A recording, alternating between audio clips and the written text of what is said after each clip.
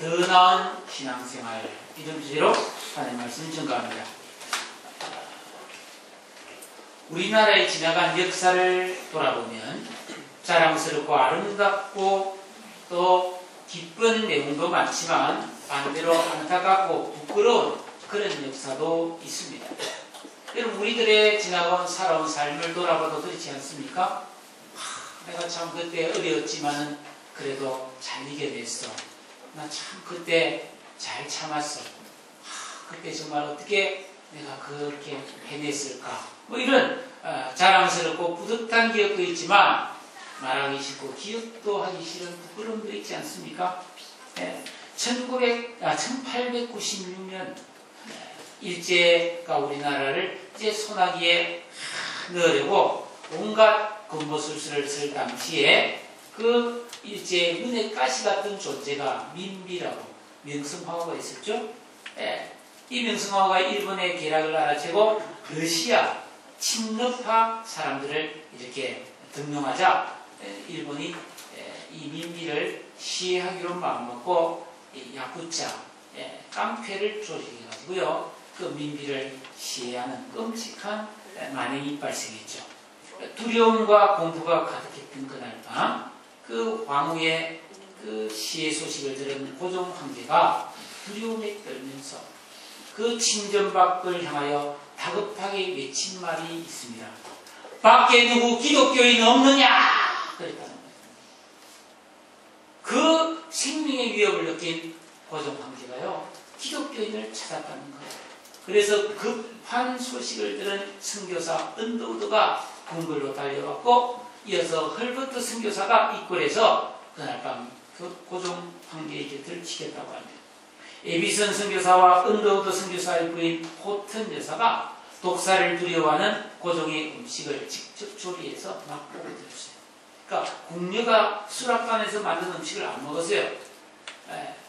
선교사 부인이 먹은 음식만 먹으면서 생명을 지켜냈다는 것입니다. 당시 그 급박하던 시기에 고종 황제의 안위를 지키고 나라를 지키는데 앞장섰던 사람은 바로 선교사들이요 기독교인들이었다는 것이죠. 바로 그 시대의 기독교인들이 힘없는 나라에 불행한 황제의 유일한 안전 방패였음을 역사는 기록하고 있는데 현재 우리나라는 그런 걸 안 가르치죠. 기독교인의 수가 전 인구의 1%도 안 되던 그 시대에 그리스도인들은 귀하고 능력 있게 쓰임을 받았고 그로부터 그 100년 동안 이 나라의 가장 앞선 가장 정직하고 가장 유능한 사람들은 바로 그리스도를 믿는 신자들이었다는 것입니다. 그런데 언제부턴가 가슴 아프게도 우리 교회와 성도들은 세상 사람들로부터 손가락질을 받고 비판을 받는 경우가 많아졌습니다. 물론 그 비판이 오해도 있고 고의적으로 악이 찬 경우도 많지만 우리 그리스도인들이 잘못 삶으로 말미암아 자초한 잘못된 모습도 많은 것이 사실입니다. 이 점은 우리가 정말 가슴 아프게 인정하고 회개해야 될 부분입니다. 1885년 4월에 언더우드와 아펜젤레 선교사가 이 인천에 있는 제물포의 공식 선교사로 이 땅을 밟았죠. 그래서 그들은 저 모습으로 복음을 주는 거죠. 길에서 장터에서 이렇게 가쓰고 돋보이던 그런 사람들에게 복음을 전했는데 이때 복음을 처음 듣고 예수를 믿은 사람은 대부분 그 조선 말기에 가난하고 무지한 그런 사람들이 대부분이었지만 예수를 믿은 다음에는 확 바뀌어버렸어요. 정말로 거룩하고 아름다운 신앙을 통해서 많은 사람들의 칭송과 환영을 받았습니다. 우리가 사는 이 땅에 처음 도래해야 하는 신앙, 처음 믿은 그 믿음은 너무나 선하고 아름다운 것이 있다는 것입니다. 감리교신학교에서 교수를 하고 계신 이덕주 교수가 쓴 한국교회 처음 이야기라는 책이 있어요. 눈물 없이는 읽을 수 없는 소중한 기독교 역사가 가득합니다. 1907년 경기도에 와서 선교했던 무어라고 하는 선교사의 증언에 따르면 그때 우리 한국교회에서는 부흥회를 많이 했어요. 부흥회를 하면 하루 일과가 어떻게 되냐면 오전에 1시간 기도하고 2시간 성경 공부하고 점심 먹고 1시간 성경 공부한 후에 1시간 동안 열심히 성도의 그 생활에 대한 토론을 했어요. 우리가 어떻게 살아야 될 건가? 어떻게 사는지 그것이 바른 믿음 생활인가를 열정적으로 토론한 후에 또 나가서 전도하고 저녁밥 먹고 집회를 늦게까지 가졌다는 것. 그때 주로 토론한 내용은 이 우리나라 전통의 악습들, 조혼, 7살, 8살 결혼을 시키는 거죠. 그러면서 교육, 청결 문제, 음주, 도박, 흡연, 이런 노비제도, 축적제도 이런 것을 놓고 열정적으로 토론을 했다는 거예요. 그래서 잘못된 풍습을 배제하고 은혜 받은 성도들은 스스로 기독교인으로서 해서나 안 될 행동을 과감하게 버리는 그런 실천적인 신앙생활을 했다는 것입니다. 여러분, 기독교가 들어오기 전에 조선 말기에 우리나라의 상황을 보면요, 한마디로 죽음의 공포가 가득했어요. 언제 죽을지 몰라요. 그때 평균 남자 수명이 47세. 그러니까 왜 그랬을까 생각해보면요, 여러분, 장염 걸리면 죽었어요. 지금 우리가 음식 같은 거 잘못 먹어서 장염 걸리면 이렇게 위생이 좋은데도 우리가 잘못 상한 음식을 먹어서 장염 걸리면 얼마나 고생해요. 그럼 병원에 갑니다. 수액을 맞고 항생제 주사를 맞으면 2, 3일이면 나아요. 근데 그 당시 병원이 있어요? 항생제가 있어요? 수액이 몇 개가 있습니까? 없습니다. 그냥 집에서 탄약 따려 먹고 운 좋으면 낫고 안 그러면 다 죽어버렸어요. 뼈가 부러지고 그러면 어디 병원에 갑니까? 어떻게 합니까? 어떻게 나왔어요, 여러분? 그러니까 멀쩡하던 사람이 언제 죽을지 모르는 거예요. 모처럼 장날에 가서 맛있는 거 사와서 온 가족이 먹고 배불리 먹고 그날 밤 죽는 사람 크다 했습니다. 얼마나 불쌍했어요. 전염병이 돌면 다 죽어요. 그 당시 선교사들이 와서 우리나라 사람들 치료한 그 기록을 보면요, 대한민국 사람 거의 대부분 성병들이 있었습니다. 미신가 아닌 거 없어요. 거기다가 반상의 구별이 있었죠. 여러분, 노비들은 삶의 집을 못 받았어요. 그리고 제사 지내고 도박 많이 하고요. 엄청난 두려움이 가득한 세상을 살고 있었거든요. 근데 예수를 믿고 구원받은 성도들은 그 당연하게 여기던 그 당시 시대의 여러 가지 풍습들을 스스로 금지하면서 회개했습니다. 그래서 그 역사적 기록을 보면은 개종한 성도들이 성경 말씀대로 살려고 10년, 20년 같이 살았던 첩을 다 돌려보내요. 재산을 주가지고 돌려보내고요. 도박과 술을 끊었습니다. 노름으로 빼앗은 전답을 다시 돌려줍니다. 어떤 한 부인은 어린 노비를 몸종으로 데리고 있었는데 예수 믿고 도저히 얘를 노예로 둘 수 없어가지고 걔를 보냅니다. 갈 데가 없잖아요. 그러니까 딸로 수양딸로 삼았어요. 친딸처럼 길러서 결혼까지 시켜준 그런 이야기도 많아요. 이 가까운 강화도에 종순이라고 하는 아주 부자가 있었는데 예수를 믿었어요. 그 마을에 이 사람에게 돈을 빌리지 않은 사람이 없어요. 이 사람 땅을 밟지 않고는 다닐 수 없어요. 근데 예수 믿었어요. 근데 마태복음을 읽다가 그 18장에 달란트 기를 나는 하나님께 1만 달란트를 빚었는데 내가 이 사람들한테 작은 빚을 준 걸 받을 수가 있겠나? 자기 돈 빌려간 사람 다 불러들였어요. 여러분, 저는 나쁜 놈입니다. 나는 하나님께 큰 빚을 다 탕감받았는데 이 죄를 용서받았는데 제가 여러분의 돈을 받을 수 없습니다 하면서 빈문서를 그 자체가 불살랐어요. 그리고 마태복음 또 읽어보면 19장의 21절에 너의 소유를 팔아 가난한 자에게 주고 나를 따르라 하신 말씀. 젊은 부자 가문에 대한 그 이야기를 듣고 순종해가지고요, 자기의 전 재산을 다 처분해서 교회에 헌납하고 가난한 사람들에게 나눠준 후에 아내와 함께 개나리 보침을 메고 외딴섬을 찾아다니며 저 인천의 승모도라든지 이런 데 돌아다니면서 10개가 넘는 교회를 평생 개척하고 하나님 품에 안겼어요. 1895년에 동학 농민의 난이 일어났을 때 동학 군인들은 여러분 천도기를 믿지 않습니까? 그런데도 교회는 다 보호해주고 성도들이 전도하면 박수 쳐주고요. 믿으라고 같이 도와줬다는 거예요. 한마디로 우리나라 초대교회 성도들은 하나님의 말씀 그대로 성경대로 믿고 순종하는 생활을 함으로써 그 사회의 빛과 소금의 역할을 감당했다는 것입니다. 하나님의 택하심을 받고 구원받은 사랑하는 성도 여러분, 여러분들은 요즘 신앙생활을 어떻게 하고 있습니까? 신앙생활은 뭐 하는 겁니까? 일주일에 한번 교회 나오는 겁니까? 어려운 일이 생기면 기도하는 것입니까? 소원을 빌고 그래서 복받기 위해서 노력하는 종교행위가 신앙생활이라고 생각하지는 않습니까?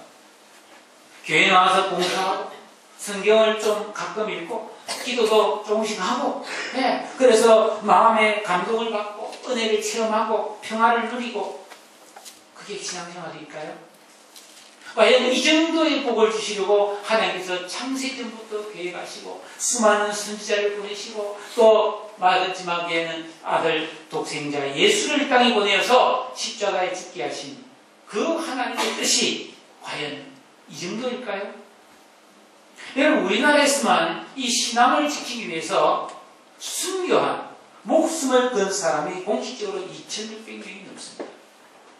순결하고 거룩한 신앙을 지키기 위해 그들은 기꺼이 하나뿐인 목숨을 포기했습니다. 그들은 무엇을 위해서? 도대체 어떤 신앙생활을 하려고 그렇게 목숨까지 내어놓았을까요? 오늘 우리가 읽은 이 성경 말씀에 보면은 우리 예수님께서 제자들에게 믿음 생활이 뭐냐? 즉 예수를 믿은 후에 우리는 무엇을 위해 살아야 되는가? 어떻게 살아야 되는가? 이 사실에 대해서 정확하게 가르쳐 주시는 내용이 나옵니다. 오늘 이 말씀은 우리가 흔히 생각하는 예수 믿으면 구원받고 천국 간다. 이 정말 100% 맞는 말이죠. 정확한 진리입니다. 근데 이 진리에 대해서 우리가 너무나 오해를 하고 있으므로 이것을 명쾌하게 풀어주는 말씀을 하고 있는 것입니다. 여러분, 예수 믿는 게 뭔가? 이게 정확하게 여러분 해답을 말할 수 있습니까? 우리는 말할 수도 있지만 정확하지는 않을 수 있습니다. 예수 믿습니다. 그럼 됐지. 이게 아니고요. 너무나 귀하고 아름답고 새로운 우리 그리스도인의 삶에 대해서 예수님의 가르침을 우리가 살펴보면서 그 비밀을 알기를 원합니다. 여러분 예수 믿으면 어떻게 살아야 되는가? 이거는 미스테리하거든요. 말해서도 잘 이해를 못할 수 있어요. 그래서 많은 사람이 오해하는 것입니다. 그래서 예수님은 오늘 17절에서 충격적인 말씀을 하죠. 내가 율법이나 선지자를 폐하러 온 줄로 생각하지 말라. 폐하러 온 것이 아니고 완전하게 하려고 왔다. 이 말은 많은 사람들이 예수님이 와서 이제 십자가를 죽으심으로 구약의 율법은 없어졌다. 구약 성경을 지킬 필요가 없다. 여기서 율법과 선지자 이 말은 구약 성경을 말합니다. 대표적으로 구약 성경 중에서도 모세오경, 창세기, 출애굽기, 레위기, 민수기, 신명기를 말하고 더 찌리다면 십계명 같은 거예요. 예수 믿으면 이제 구원받았으니까 그런 구약의 십계명 같은 거 지킬 필요 없다. 예수만 잘 믿으면 된다. 이렇게 생각하는 사람들이 많았기 때문에 아니다 말이지. 그게 없어진 게 아니라 나는 그것을 더 완전하게 하려고 한다고 예수님께서 지금 바로잡아주고 있는 것입니다. 네. 여러분 너희가 예수를 믿었느냐? 구원을 받았고 하나님 백성 되었느냐? 그러면 구약 성경, 특히 율법 11조를 정확하게 지키고 가르쳐야 된다. 예수님 이렇게 말하고 있습니다. 왜냐하면 이 계명이라고 하는 것은 하나님의 뜻이에요. 우리를 향해 하나님이 요구하는 요구사항입니다.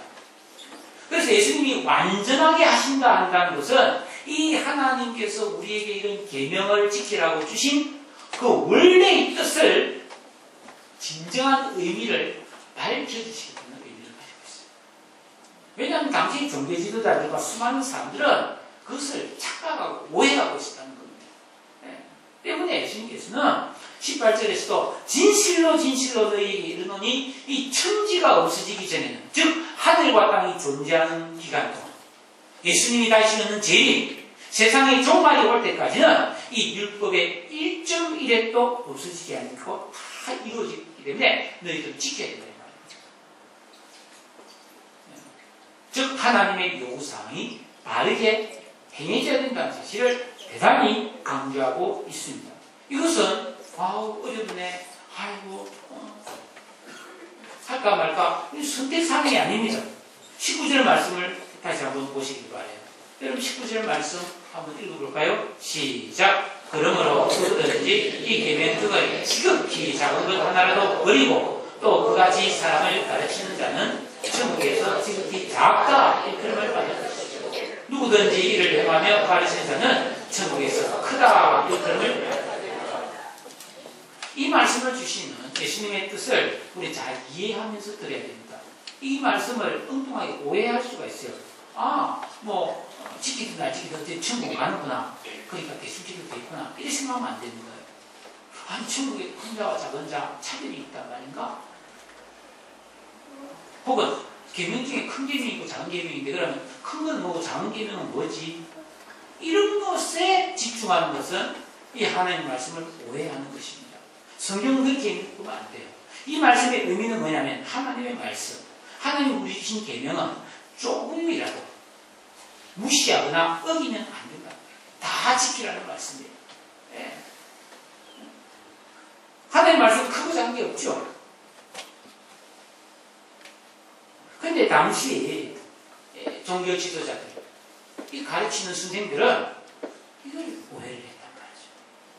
네. 그래서 이 바리새인들이라는 사람이 그 당시에 대표적인 종교 지도자들인데 마태복음 23장 24절을 보니까 예수님이 이렇게 책망을 합니다. 맹인된 인도자예요. 하루살이는 불러내고 약타는 삼키는 도다. 네. 당시 그 종교 지도자들은요, 11조를 드린다든지, 기도 시간을 가진다든지, 손을 씻는다든지, 주의를 지킨다든지, 이런 건 철저히 지켰어요. 완벽하게 지켰어요. 그런데요, 그런 걸 지키면서도요, 사람을 용서한다든지, 사랑한다든지, 선을 행한다든지, 그런 것을 안 했어요. 예수님의 말씀은 큰 것도 지켜야 되지만 작은 것도 지켜야 된다. 작은 것만 지키면 큰 것도 지켜야 된다. 그것을 말씀하고 있는 것이에요. 네? 그럼 도대체 우리는 오늘날 이 말씀을 어떻게 받아서 도대체 신앙생활을 어떻게 해야 될 것인가? 예수님께서 정확하게 그 기준을 말씀해주고 있습니다. 그게 20절입니다. 우리 다 같이 한번 읽어볼까요? 20절 시작. 내가 너희에게 그노니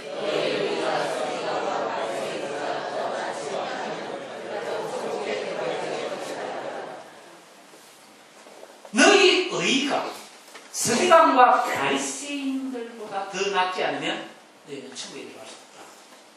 그러니까 우리 신앙생활의 기준은 뭐예요? 서기관과 바리새인보다는 더 좋아야 된다는 것입니다. 예수님 당시에 서기관과 바리새인들은 어떤 사람이었느냐? 율법에 목숨을 건 사람들이에요. 얼마나 대단한 열심을 가졌는지 모릅니다. 이 서기관이라는 사람들은 그 당시에 어떤 사람들이냐면 성경을 필사하는 사람들이었어요. 그 당시에 인쇄기가 없었으니까 성경을 다 적는데 여러분 히브리어는요, 여러분 점이 많아요. 글자가. 그래서 점 하나를 이게 앞에 자음을 밑에 점 하나를 또 찍으면 이건 아버지한테 앞자입니다. 두 개를 찍으면 애자입니다. 세 개를 요래 삼각형으로 역삼각형으로 또 찍으면 예자입니다. 그러니까 점 하나를 더 찍냐 그렇죠? 어떻게 하시는 거죠? 아버지한테 점 하나 찍어야 되는데 두 개 찍으면 에베지 되는 거예요. 안 되잖아요. 말이 안 통하죠? 그러니까 얼마나 신경 써서 정확하게 찍어야 돼요. 하나님의 말씀인데. 그러니까 굉장히 고급 인력이었어요. 성경 전문가였어요. 이 사람들은요, 성경을 쓰다가 하나님이란 말을 쓸 때는 손을 씻고 펜 촉에 검촉으로 바꿔서 하나님이라 쓰고 다시 씻어서 넣고 기도 한번 하고 쓰고 그랬어요. 굉장한 사람들이었어요. 바리새인들은 그 당시 제사장들, 율법 교사들이었단 말이죠. 이 사람들은 하나님 말씀대로 사는 것을 인생의 제일 우선순위로 둔 사람이었어요. 특히 이 모세오경, 창세기, 출애굽기, 레위기, 민수기, 신명기, 성경 제일 앞에 있는 구약 성경 5권. 이 유대인들이 제일 중요하게 생각하는 성경이거든요. 모세오경. 이걸 토라라고 하고 율법이라고도 하는데 여기에 보면 총 613가지 하나님의 명령이 있어요. 몇 가지요? 613가지. 하라, 하지 마라는 613가지. 이것을 딱 목록화해서 다 외웠어요. 그걸 철저히 매 순간 지켜냈다는 거예요. 평생. 그러니까 가장 엄격하게 지킨 사람들이 바로 바리새인들이었어요.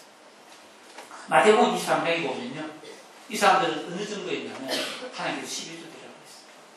밭에서 상추나 깻잎이나 시금치를 기다려요. 이파리 숫자 한 것까지 다 세서 어떤 시금치는 여기 이파리가 3개일 수 있고 4개일 수 있잖아요. 다 세가지고 실제됐어요. 박하에 요만하잖아요. 그죠? 박하에. 그 이파리도 다 숫자서를 세워서 집어서 됐어요. 네. 그리고 안식일 철저히 지켰어요. 주의 철저히. 율법의 종은 성경 그대로 지키기 위해서 목숨을 내놨어요. 많이 죽었습니다. 네. 근데 예수님께서 뭐라 하냐면 제자들에게 너희는 서기관과 바리새인들보다 더 잘 믿어야 된다. 그렇게 말합니다. 어떻게 해야 되겠어요? 어떻게 해야 되겠어요? 여러분 이 복음서를 읽어보면 이 서기관과 바리새인들은 좋은 의미에서 정말 철저하게 하나님 말씀 그대로 지키려고 목숨을 걸었지만 문제는 그렇게 살아가는 이유가 배치됩니다. 사람들에게 존경을 받고 내가 이렇게 잘 믿는다 하고 자랑하고자 하는 그런 교만과 형식주의가 점점 들어가고 있다는 것입니다. 껍데기만 남은 것이죠. 예수님께서 제자들에게 서기관과 바리새인들보다 더 나은 의를 행하며 살아가는 것은 보여주기가 아니라는 거예요. 우리가 성경책을 이렇게 탁 들고 좋은 옷을 입고 하나님 아버지 하면서 이렇게 예수를 믿는 것처럼 보여도 만약에 내 속에 거짓이 있고 욕심이 가득하고 원한을 안 풀고 누군가를 미워하고 엉뚱한 생각을 하고 있다면 그것은 하나님 보실 때 아니라는 거예요. 하나님은 형식, 껍데기가 아니라 우리 중심을 보기 때문에 그들이 그렇게 철저히 사는 것 이상 다시 말하면 진실된 신앙생활을 하라고 말씀하고 있는 거예요. 그냥 한 가지 예를 들어보겠습니다. 주의를 지키는 주일 성수. 주일 성수란 말은 주일을 거룩하게 잘 지킨다는 뜻이거든요. 여러분 하나님 주신 우리에게 10계명 중에 4번째 계명이 안식일을 기억하여 거룩히 지키라고 했잖아요. 네. 그러니까 이 서기관과 바리새인들은 이 10계명을 철저히 엄격하게 지켰습니다. 어느 정도로 철저히 지키냐면 안식일에 일을 하면요 돌로 때려 죽였어요. 실제 수기에 나오잖아요. 지금도 유대인들은 안식일을 철저히 지켜요. 그래서 그 규정을 보면 안식일에는 불을 피우거나 끌 수가 없어요. 그래서 주일에는 따뜻한 음식을 못 먹어요. 찬 음식을 먹어요. 운전 못합니다. 사람의 생명이 위급할 때를 제외하고는 운전 못하고요. 전화도 걸면 안 됩니다. 핸드폰 못 사용하죠. 휴지를 사용할 수 있지만 두루마리를 줄줄 풀면 일이에요. 잘라난 것만 쓸 수 있습니다. 엘리베이터 버튼을 누릴 수가 없어요. 그래서 유대인들의 엘리베이터는 모든 층을 자동으로 쓰게 만들어놨어요. 만약에 다른 집안 가서 엘리베이터 타면요 안식일이기 때문에 사람들 보고 눌러달라고 부탁합니다. 자기가 안 눌립니다. 이 전통이 우리나라에도 들어왔어요. 과거 우리 어릴 때요 한국교회 주일 성수 어떻게 했습니까? 여러분이 신앙생활 여기서 20년, 30년 이상 한 분들은 과거에 신앙생활을 어떻게 했습니까? 여러분 주일 예배는요 반드시 본교에서만 드려야 돼요. 출장을 갔더라도 다시 와서 예배 드리고 내려가야 됩니다. 그게 법이었어요. 주일날 장사 그 사람은 제명입니다. 그게 못 나옵니다. 직장이고 나가면 안 돼요. 사표를 내서는 내지 주일날 교회에서 와서 예배 드려야 돼요.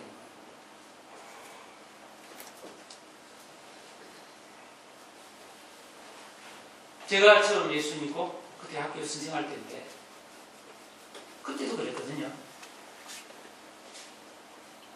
어느 날 학교에서 수학여행 갑니다. 제가 2학년 다니는데 수학여행 갔는데 수학여행 주일날 뛰어서 간다는 거. 와, 진짜. 내가 안 갔을 땐 담임 선생님이 안 갈 수도 없잖아요. 어떻게 해야 되겠어요? 기도하고요.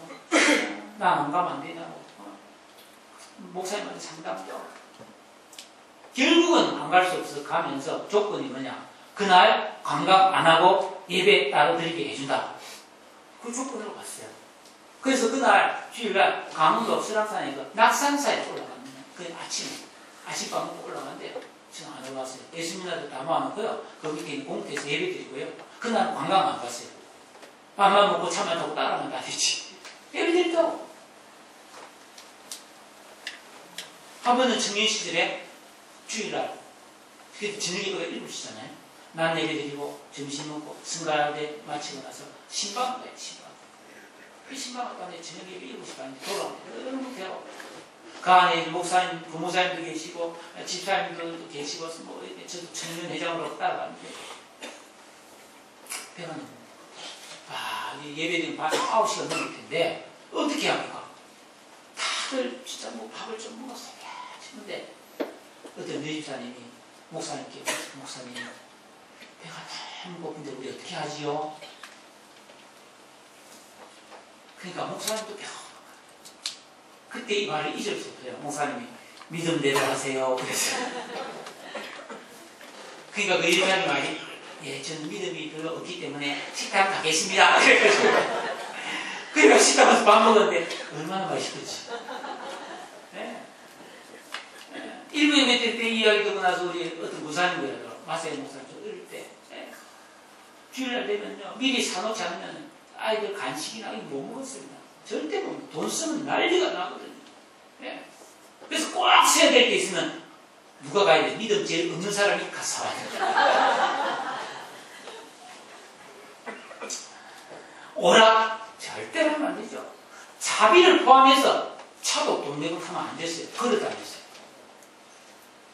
네. 그러니까 일체 돈을 쓰거나 상행위를 할 수 없었단 말이에요. 만약에 주일에 그런 짓을 하면 하나님께서 엄청난 벌을 내린다고 생각했고 그렇게 믿었습니다. 네. 근데 지금 어때요?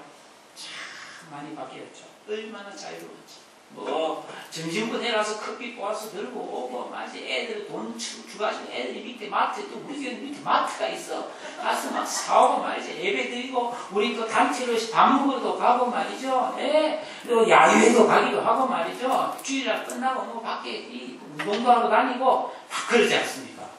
예. 자유롭고 편안하죠. 그런데 저는 점점 그 시절 그 불편한 그 시절, 그 정신, 그리고 아실 때가 많이 있어. 왜죠? 다는 아니지만, 하나님께 드린 예배를 너무나 가볍게 여기는 사람들이 있다는 겁니다. 몸이 좀 안 좋거나, 무슨 약속이 있거나, 어떤 여행을 가든 약속이 되거나, 그러면 주일 예배 빠질 겁니다. 주일 예배가 우리 삶의 우선순위가 아닌 겁니다. 저는 이 사실이 마음이 우리 예수님께서 십자가에 죽으심으로 우리는 자유를 누리게 되었습니다. 그러나 우리의 이 자유가 서기관과 바리새인 같은 율법주의자들보다 더 못한 신앙이 돼서는 안 된다는 거예요. 그것은 자유가 아니라 방종이요 타락인 것입니다. 여러분 복음의 본질은 우리 주님의 말씀처럼 너희 의가 서기관과 바리새인보다 더 나은 수준의 말씀에 순종을 하면서 하나님을 바르게 섬기는 거예요. 예, 주일날 뭐 충분할 수 있어요. 주일날 뭐 중요한 약속이 있으면 갈 수도 있겠죠. 그러나 그 마음 중심이 그것이 아파야 된다는 겁니다. 그것이 두려운 것이어야 된다는 것입니다. 하나님 앞에 너무나 성구한 마음이 있어야 된다는 것입니다. 떨림과 회개가 있어야 된다는 것입니다. 피치 못해가지만 정말 이건 정말 아닙니다. 하나님 저를 용서해 주지 않은 그런 신앙이 있느냐는 것이죠. 예배 시간에 전화 받고 카톡 주고 받고 핸드폰 보는 거 보면 저는 슬퍼요. 진짜 슬퍼요. 네. 하나님께 드리는 예배에 대한 거룩한 경외심, 진솔한 열정, 가슴 치는 회개, 간절한 기도, 현신의 결단 이런 게 없다는 겁니다. 그냥 와서 예배에 참석한 이 사실의 의미를 두고 마당만 밟고 가서는 그건 진정한 예배가 아니고 믿음이 아닌 거예요. 여러분, 하나님 어떤 분이십니까? 하나님 천지의 주인, 창조하신 살아계신 하나님, 우리를 감찰하시는 하나님이십니다. 여러분, 우리의 생명, 우리의 복이 어디서 옵니까? 하나님께 오셨습니다. 여러분, 정말 우리가 구원받고 하나님의 은혜 속에서 살기 위해서는 침묵계를 해도 지킬 게 있는데 우리가 살아계신 하나님을 신앙하는 그리스도인으로서 어떻게 살아야 되겠어요? 시대에 따라서 예배의 표현, 방식, 형식 얼마든지 변할 수 있습니다. 그러나 세상이 바뀌고 10번, 20번이 바뀌어도 우리 그리스도인의 참 신앙은 서기관과 바리새인보다는 나아야 된다는 거예요. 여러분, 신앙인들은 그냥 사는 게 아닙니다. 다르게 사는 것입니다. 믿음대로 사는 것입니다. 돈을 사용하는 방식, 가정생활을 하는 방식, 자녀를 교육하는 방식, 도덕과 윤리 의식, 올바른 인간관계, 용서와 사랑에서 우리 그리스도인들은 더 따뜻하고 더 은혜롭고 더 정직해야 될 줄로 믿습니다. 그러나 내가 좀 더 거짓되고 내가 부끄러운 모습으로 살아갈 때가 있지 않아요? 그러면 가슴을 찢어야 됩니다. 회개해야 되는 것입니다. 하나님 앞에 고백하면서 저에게 믿음대로 살 수 있는 힘을 달라고 정말 매달리는 그런 절절함이 우리에게 있어야 됩니다. 그게 믿음이라는 것입니다. 그냥 마음대로 살고 그냥 주일날 교회 오면 이 예배 드리고 그럼 난 신앙생활 한다. 아니라는 것이죠. 이것은 여러분 내 취향의 문제가 아니에요. 믿음이 좋고 나쁜 문제가 아니라는 것입니다. 왜냐하면 20절에 뭐라 그랬어요? 내가 너희에게 말하는데 너희 의가 서기관과 바리새인보다 더 낫지 못하면 결코 천국에 들어갈 수 없다고 말하고 있죠. 그만큼 하나님의 계명을 지키는 믿음의 삶이 우리 구원받은 성도들에게 중요하고 마땅한 삶이라는 것입니다. 이것은 다른 성경에도 많이 있어요. 여러분, 예수님의 사랑을 가장 많이 받았던 사도 요한은 요한일서 2장 4절 6절에서 이렇게 말합니다. 그를 아노라고 하면서 그의 계명을 지키지 아니한 자는 거짓말쟁이다. 진리가 그 속에 없다. 누구든지 그의 말씀을 지키는 자는 하나님의 사랑이 참으로 그 속에서 온전하게 된 사람이다. 그 다음 말은 더 충격적입니다. 요한일서 5장 3절에 하나님을 사랑하는 것은 이것이니 우리가 그의 무엇을 지킨다고요? 계명들을 지키는 것이다. 그의 계명들은 무거운 것이 아니라 하나님은 우리에게 불가능한 일을 하라고 하는 것이 아닙니다. 우리가 정말 하나님을 사랑한다면, 간절함을 가지고 있다면, 열정을 가지고 있다면, 순수함을 가지고 있다면 얼마든지 지킬 수 있는 말씀이라는 것입니다. 그러므로 그냥 교회를 다니기만 하고 하나님의 말씀에 대한 순종이 없는 것은 바로 믿음이 아니에요. 예수 믿고 구원받는 하나님의 백성들은 서기관과 바리새인보다 더 나은 의의 사람이 되어야 합니다. 그들은 자기 힘으로 영혼을 쓰며 살았지만 우리는 예수 믿는 순간 성령을 받았으므로 그 성령의 능력으로 말씀이 주는 힘으로 우리는 더 나은 의의 삶을 살 수 있음을 믿으시기를 축복합니다. 그럼 구체적으로 우리는 어떻게 살아야 서기관과 바리새인보다 더 나은 의의 삶, 더 나은 신앙생활을 할 수 있을까요? 간단히 말씀드리면 첫째로 우리는 신앙생활에 열심을 가져야 됩니다. 여러분, 서기관과 바리새인들은 대단한 열심가들이었어요. 뜨겁게 율법을 지켰어요. 그러나 그 열심을 그들은 자기의 자랑거리로 그들된 욕심으로 이익의 재료로 사용하는 변질의 신앙이 되고 말았습니다. 우리는 그들보다 나아야 되잖아요. 우리는 열심히 해야 돼. 오직 하나님을 향한 순수한 믿음으로 말씀을 사랑하고 교회를 사랑하고 이웃을 사랑하는 삶을 누구보다 그 무엇보다 우선적으로 열심을 내야 되는 것입니다. 여러분, 신앙에 열심을 내세요. 바쁜 일과 중에도 하나님 말씀을 묵상해야 되고요. 바쁜 일과 중에서도요, 기도해야 됩니다. 매 순간 하나님께 감사하면서 쉬지 말고 기도하라 하신 그 말씀을 붙들어야 된다는 말씀이에요. 고민이 있으면 하나님 분명히 있잖아요. 항상 기뻐하라. 쉬지 말고 기도하라. 범사에 감사하라. 이것이 그리스도 예수 안에서 너희를 향하신 하나님 뜻입니다. 이 말씀을 내가 알았다면 고민해야 되지 않겠어요? 어떻게 하는 것이 항상 기도하는 것일까? 어떻게 하면 내가 범사에 감사할 수 있을까? 고민이 생기잖아요. 그래서 고민하면서 뭐 어떻게 될지 모르겠으면 목사 찾아와야 되잖아요. 어떻게 하는 것이 항상 기뻐하는 것일까? 어떻게 하는 것이 범사에 감사하는 것입니까? 어떻게 하면 항상 기도할 수 있습니까? 물어봐야 되지 않겠어요? 그렇다면 하나님께 질문해야죠. 도대체 어떻게 하라는 말이에요?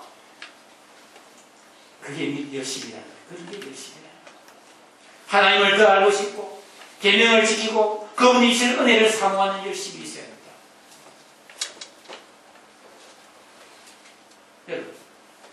여러분 성경이나 찬송가 되면 10계명이 있어요.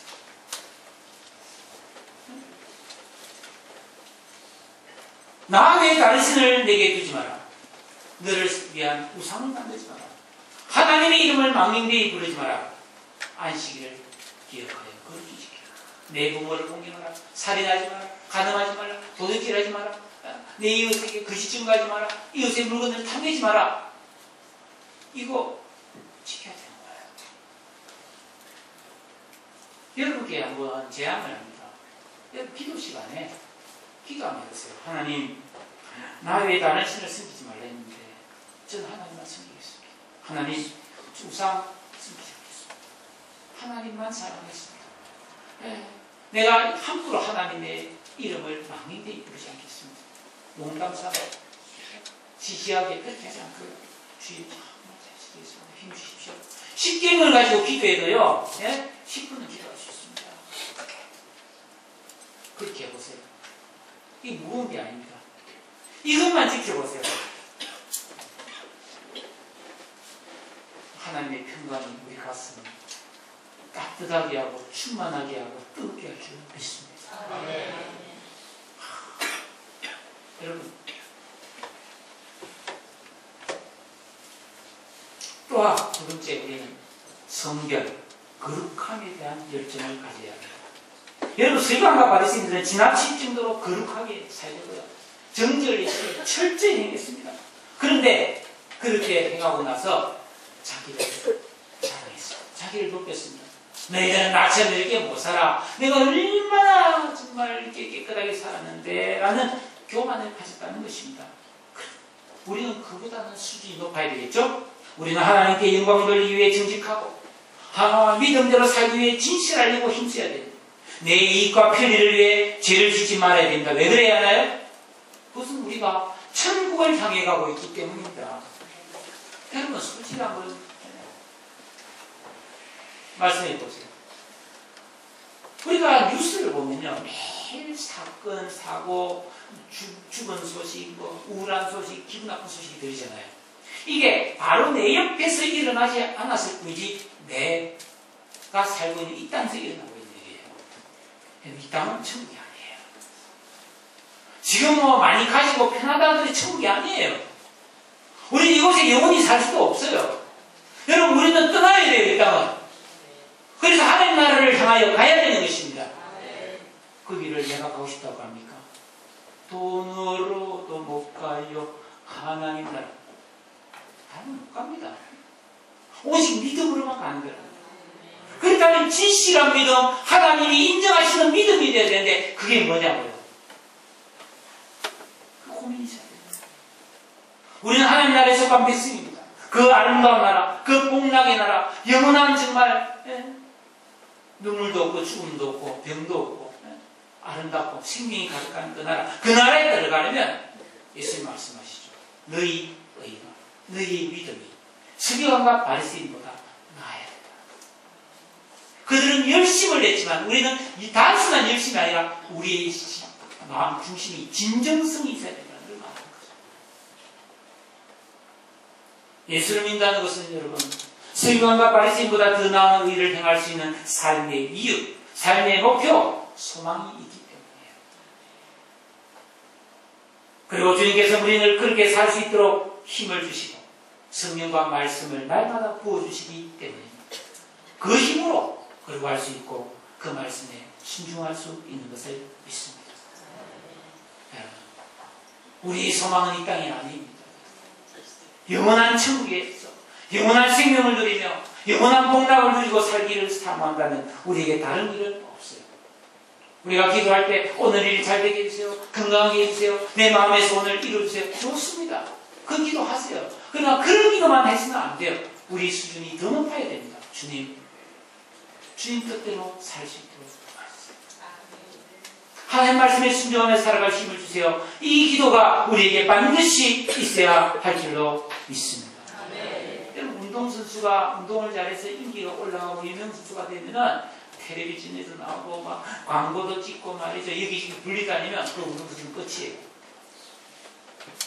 그렇게 인기가 올라가더라도 매일 일찍 일어나서 계속 연습을 해야 되는 것입니다. 마찬가지입니다. 여러분, 예배와 기도와 말씀 묵상, 주님을 향한 헌신과 충성인 삶을 소홀하지 마세요. 나중에 부끄러워하지 않기 위해서. 우리 삶은 기회입니다. 영원한 상을 받고 절대로 썩지 않는 생명, 말할 수 없는 축복받을 큰 상을 위하여 우리는 이 세상 그 누구보다도 좋은 삶을 살아야 되는 거예요. 바른 신앙생활을 해야 되는 것입니다. 그래서 이 세상이, 이 정부에서, 직장에서, 학교에서 기독교인 좀 없냐고, 기독교인만큼은 살아보자고 하는 영적 부흥이 이 땅에서 일어나야 돼요. 목사는 안내자입니다. 저는 여러분을 천국 갈 수 있는 길로 안내하는 안내자입니다. 오늘 이 말씀 보십시오. 제대로 안 가르치는 자는 큰일 난 거예요. 저는 여러분을 기쁘게 하는 마음이 없습니다. 저는 그렇게 생각합니다. 이제는 제 사명은 정확하게 가르치는 겁니다. 귀 있는 자는 들으십시오. 예수 믿는 것은 교회 왔다 갔다 하는 게 아닙니다. 말씀대로 사는 거예요. 순종하는 겁니다. 법을 지키는 겁니다. 그것은 무거운 것이 아닙니다. 말할 수 없는 하나님의 은혜와 복이 그 안에 충만하기 때문에 이 길로 주님은 우리를 부르시고 계신 것입니다. 이 믿음으로 정말로 이 땅에서 하나님과 동행할 수 있는 우리 모두가 되시기를 우리 주 예수님의 이름으로 축복합니다. 기도하겠습니다. 오늘 말씀을 생각하면서 오 하나님 아버지, 그렇군요. 하나님, 내가 예수를 믿는다는 것이 그냥 믿습니다가 아니고 율법을 지키는 것이고 말씀대로 순종하는 것이고 하나님 뜻대로 사는 것임을 배웠습니다. 그럴 힘을 우리에게 허락하여 주옵소서. 아버지, 믿음대로 살게 하여 주옵소서. 거룩하게 살게 하여 주옵소서. 더 나은 의를 행하며 살게 해달라고 다 같이 한번 통성으로 기도하겠습니다. 사랑의 주님,